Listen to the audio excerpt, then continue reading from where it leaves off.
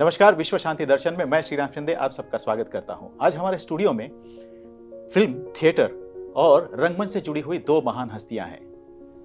निदेशक श्री रमेश तलवार जी और कलाकार श्री अवतार गिल जी, दोनों का स्वागत है हमारे स्टूडियो में। दोनों ने यहाँ पर काम किया है, खासकर रमेश तलवार जी, जिन्हें हम बसेरा जैसे फिल्म के लिए जानते हैं। और खास बात यह है कि यश चोपड़ा जी के चीफ असिस्टेंट डायरेक्टर रहे हैं, खासकर उन फिल्मों के लिए जिनमें अमिताभ बच्चन ने काम किया है, जैसे कि दीवार, त्रिशूल और खासकर काला पत्थर। जी सर, काला पत्थर यहाँ पर शूट हुई थी। हम यहाँ पर बैठे हैं जहाँ पर काला पत्थर शूट हुई थी। पहले मैं इनसे जानना चाहूंगा कि इस जगह की यादें। यहाँ पे हम लोग काला पत्थर के लिए आए, राजबाग में। हाँ। राजबाग में, और यहाँ पर जो है पूरा बड़ा सा सेट लगाया था। आप फिल्म अगर याद करें तो उसमें चीजें हैं कि वो नीचे लिफ्ट जाती है और लिफ्ट ऊपर आती है, कोयले की पूरी खान खड़ी हो और पूरा, और इवन कन्फ्लिक्ट शत्रु जी, अमित जी का और शशि कपूर का बचाना उनको, मतलब ऐसे सारे की सीक्वेंस सारे यही हुए थे। बिल्कुल। सिर्फ हमने क्लाइमेक्स वहाँ फिल्म सिटी में वहाँ पे किया था, स्टूडियो के अंदर, जो पानी का नीचे का पोर्शन है। बाकी सब काम यही हुआ था। और सारा यूनिट इकट्ठा आके एक साथ 40 दिन यहाँ रहे। और रोज हम लोग जो है सुबह से, एक बार ऐसा हुआ कि सुबह सूरज निकलने का शॉट लेना था। अच्छा। उससे पहले का। और शत्रुघ्न सिन्हा ने कहा कि भाई मैं तो सुबह नहीं आ सकता, वो नहीं आते वो, तो उनसे कहा गया कि आप फिर रात को जागिए। और रात भर जागे और जब वो सुबह की लालिमा आई उससे पहले आ गए, फिर हमने उनका पैकअप कर दिया। क्या बात। तो ऐसे कई चीजें यहाँ पे हमारी जुड़ी हुई है जगह पे। और तब राज साहब भी वहाँ पे बैठे अपना स्क्रिप्ट वर्क कर रहे होते थे। क्या बात। और बहुत उन्होंने कोऑपरेट किया हम लोगों को। बिल्कुल। अवतार गिल जी, आपको हम जानते हैं उन दो सीरियल्स के लिए, नुक्कड़ और ये जो है जिंदगी। वैसे आपने कई फिल्मों में काम किया है, सुना है आपने यहाँ पर भी शूट किया। मैंने यहाँ पे कुछ 91-92 में एक पंजाबी पिक्चर बनी थी, कचहरी। उसके जो डायरेक्टर थे रविंद्र पीपड़, वो राज साहब के असिस्टेंट थे, पुणे इंस्टीट्यूट से थे। तो हमने यहाँ पे अपना 2 दिन शूटिंग की थी और हम 2 रात रुके भी थे इसी बंगले में। मैं ठहरा भी था। क्या बात है। तो 2 रात यहाँ ठहरा, तो हमको बताया गया था कि ये राज साहब का बंगला है, ये उनकी फैमिली मेम्बर है। तो हमको भी एक रूम दे दिया था जिसमें हम 2 लोग सो गए थे उस वक्त। तो हमने नाइट में शूटिंग की थी। अच्छा। तो तब तो ये सारा कच्चा था, जंगल जैसे ही लगता था। और नाइट में तो वैसे ही नहीं दिखाई दे रहा था। तो बैक साइड पे इस बंगले के कुछ था एकदम खाली जगह, खंडर जैसा कुछ, वहाँ पे शूटिंग की थी। अच्छा। और उसके बाद फिर मुझे मौका मिला जाके लास्ट पिक्चर में उनके साथ काम करने का, राम तेरी गंगा मैली। आपने तो उनकी पूरी फैमिली के साथ काम किया है। हाँ, बस समझिए कि लकी हूँ मैं कि इतने बड़ी बड़ी शख्सियतों के साथ मौका मिला। मतलब इनको तो देख देख के हम बड़े हुए हैं, स्कूल में, कॉलेज में। इनफैक्ट खड़ा होना इनसे सीखा है, बोलना इनसे सीखा है देख देख के। तो ये तो ड्रीम कम ट्रू वाली बात थी। क्या बात कि भाई मौका लगा और एक के बाद एक सारे कपूर्स। कपूर्स की तो मतलब डायनेस्टी इतनी 100-125 साल अगर इंडस्ट्री को हुआ, तो कम से कम 80-90 साल तो कपूर्स को फिल्म लाइन में हो गए हैं। तो इनका जो कंट्रीब्यूशन है, तो उनके साथ तो फोटो निकालना खड़ा होकर वही हमारे लिए बहुत बड़ी बात है। ये वो दौर था जब ये जगह राजबाग के नाम से जानी जाती थी जी, और अब यहाँ पर विश्व राजबाग है। ये शिक्षा का एक घर बन गया है। क्या कहेंगे आप इसको देखने के बाद वापस? भाई ये तो जगह जो है अद्भुत है।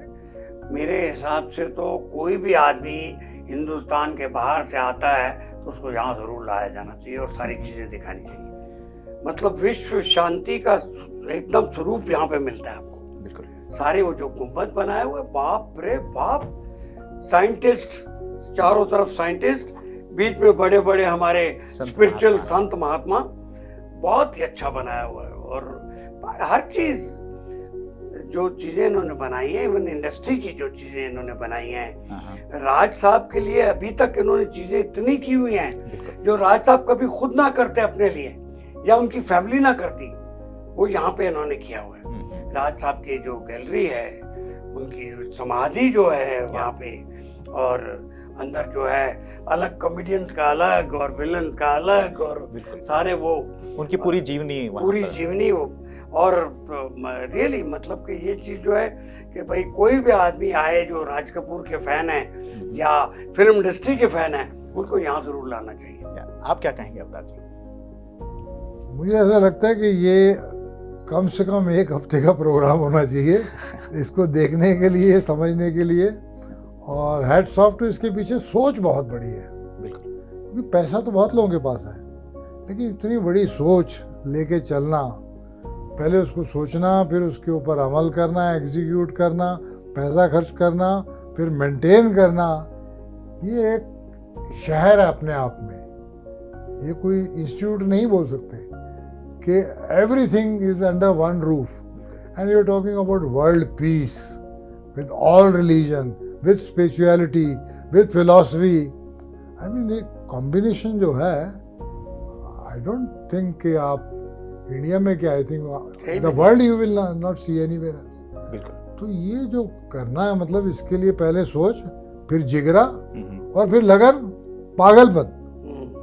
जैसे हम कहते हैं भी एक्टर बनना है तो पागलपन चाहिए, नॉर्मल आदमी का काम नहीं है एक्टर बनना। तो ये भी नॉर्मल आदमी का काम नहीं है, ये 24 आवर्स का काम है। जैसे राज साहब के बारे में लोग कहते थे कि वो खाते फिल्म है, सोते फिल्म है, पहनते फिल्म है। तो ये जो कराड़ साहब को देख के भी लगता है कि वो नींद में भी यही चलता होगा, उनके सपने में भी ऐसी बातें आती होगी। तो वो जो यहाँ है तभी तो सामने पर्दे पे आता है। तो इसको जब लाया उन्होंने तो क्या बात है, वर्ड्स में उसको एक्सप्लेन करना कम है, वर्ड्स। बिल्कुल। आप दोनों फिल्म और टेलीविजन के अलावा स्टेज से भी जुड़े हुए हैं, रंगमंच से। रंगमंच की तरफ आने से पहले मैं पूछना चाहूँगा आपके सफ़र के बारे में। आपने कहाँ से शुरू किया और यहाँ तक कैसे पहुँचे? भाई मेरे चाचा सागर सरहदी साहब थे, वो हाँ। उनकी डेथ हो गई अभी। तो वो हम जॉइंट फैमिली में रहते थे। मेरे चाचा मेरे बड़े भाई की तरह थे और वो राइटर थे और वो शॉर्ट स्टोरी लिखते थे, नाटक लिखते थे और इस सारी दुनिया के साथ जुड़े हुए थे। तो उन्होंने वो बीज मेरे अंदर उन्होंने डाला था। अच्छा। जब मैं छोटा था तो बच्चे का रोल होता था, तो मुझे ले जाते थे। और फिर करते करते एक बार कुछ इप्टा में प्रॉब्लम थी। एक मेन रोल था कैफी साहब का आखिरी शमा में। अच्छा। तो उन्होंने कहा यार इसके लिए सागर के भतीजों को बुला लो। तो ये बात है 69 की, जनवरी 69 में। तो जनवरी 69 में मुझे बुलाएगा और वो रोल मैं आज तक करता आ रहा हूँ 50 साल से। सेम नाटक चल रहा है और सेम रोल। तो मैं इप्टा में जुड़ गया और कई नाटक किए इप्टा के साथ। बहुत प्ले में एक्टिंग की, बहुत प्ले डायरेक्ट किए और साथ साथ फिर फिल्में शुरू हो गई।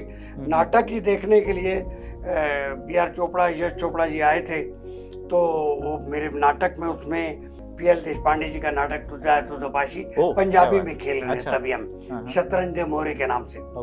तो मनमोहन कृष्ण जी रोल कर रहे थे काका जी का कैरेक्टर, मैं शाम का कर रहा था और अचला सचदेव कर रही थी बड़ी बहन उषा का रोल। तो ये एक वो उनके साथ जुड़े हुए थे बी.आर. चोपड़ा जी के साथ। तो उन्होंने देखा और उन्होंने हमको ऑफर किया कि तुम हमारे यहाँ के असिस्टेंट क्यों नहीं बन जाते। अच्छा, तो ऐसे फिल्मों में कुछ गए। मैं तो सभी को पता है मैं बेसिकली सरदार हूँ, सिख हूँ और मैं कॉलेज तक पगड़ी बांधता रहा मैं। फिर मुझे वहाँ पे, ये तो मुझसे बहुत सीनियर थे, जो इनके अंडर थे वो जावेद खान और रमन कुमार इनके चेले थे। तो ये तो यश जी के वहाँ असिस्ट करते थे। आते जाते खालसा कॉलेज में, इत्तेफाक से हम सेम कॉलेज में पढ़े हुए हैं। अच्छा। रमेश जी, मैं, रमन, जावेद, हम सब।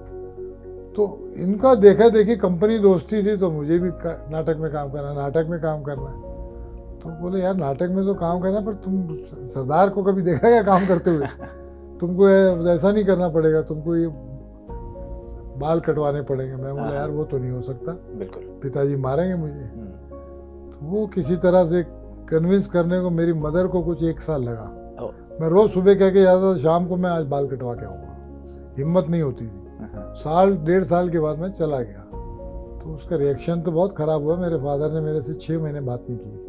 हाँ, मैं बैठता था आके तो उठ के दूसरे कमरे में चले जाते थे। मदर को मैंने करके धीरे धीरे तो कॉलेज में ड्रामा करना शुरू किया। वन एक्ट प्लेस जो होते हैं, जो साल में 1-2 बार हम करते थे एनुअल डे पे, तो वहाँ से शुरू हुए। फिर वहाँ पे इनसे मुलाकात हो गई। अच्छा। फिर धीरे धीरे धीरे अपना प्लेस करते करते एक फिल्म बना रहे थे, ये नूरी, फारूक शेख और पूनम डिलन के साथ। जी, बहुत चली थी। यश जी प्रोड्यूस कर रहे थे, ये एसोसिएट प्रोड्यूसर थे, ये जा रहे थे, मैं इनके पीछे लग गया, मुझे भी ले चलो, मुझे भी ले चलो। मैंने देखा बहुत पीछे पड़ा है, बोले तू चल साथ में, तुझे प्रोडक्शन का काम करना होगा, अगर कोई रोल हुआ तो तू कर लेना। तो मुझे ले गए वहाँ पे, कुछ 56 डेज का आउटडोर था, वहाँ पे काम किया। तो उसमें रोल तो क्या था, कहीं बैठा है कहीं खड़ा है, अगर कोई लाइन हुई तो बोल देना। अच्छा। तो लाइन वाइन भी कोई थी नहीं, एक जगह ज़बरदस्ती कुछ बुलवाया मुझसे कर आके वहाँ से सिलसिला शुरू हुआ। क्या बात। और इमीडिएटली मैं इप्टा में आ गया, वो भी इनके साथ ही। तो पहला नाटक भी इनका ही किया मैंने, यही तुझा है तुझा पाशी हिंदी में। तो वहाँ से सिलसिला शुरू होता गया। फिर तब से लेके आज तक इप्टा के साथ में कुछ 80 में मैंने पहले किया था, ये तो 69 में, मैं 80 से आया। तो समझ लीजिए थे 43 ईयर्स मुझे भी हो गए, और इनको तो आप देख लीजिए कितने हो गए, 53-4।